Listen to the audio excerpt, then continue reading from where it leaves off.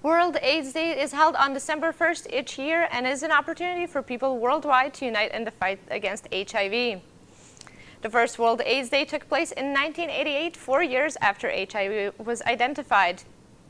Organizers say the purpose is for people across the world to unite in the battle against HIV. According to the WorldAIDSDay.org, an estimated 34 million people have the virus and more than 35 million people have died as a result of the HIV or AIDS. The group asks people to wear a red ribbon today in support of those affected by HIV or AIDS.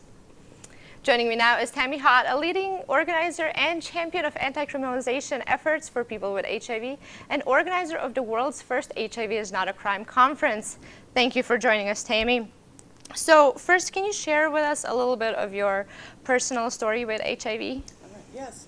I have been living with HIV for 22 years. I was diagnosed August 23rd, 1993. It was the day before my 25th birthday.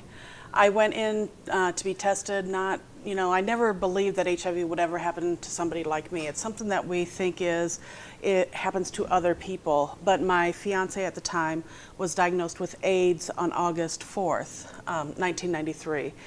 We had plans to get married on November 27th of that year, and on August 4th the doctor told us that we should cancel our wedding plans, that he wouldn't live long enough. Luckily he did, and we were able to get married. However, he did pass away October 12th, 1996, which was 2 months and 9 days before our son was born. So my son is now 18 years old.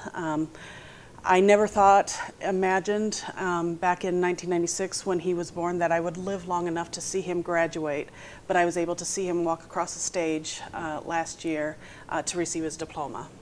And can you tell us how your life, and in particular your health routine, has changed since you were diagnosed?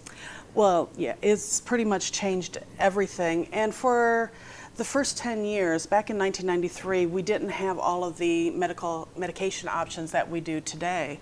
So at that time, I think I describe it as I was living to die, especially after Adrian was born. My whole goal was, how could I, give him as much love as I can to let him know that he was always loved by his mother, figuring that when he was in junior high, I would probably pass away. So, but it was about probably 12 years now.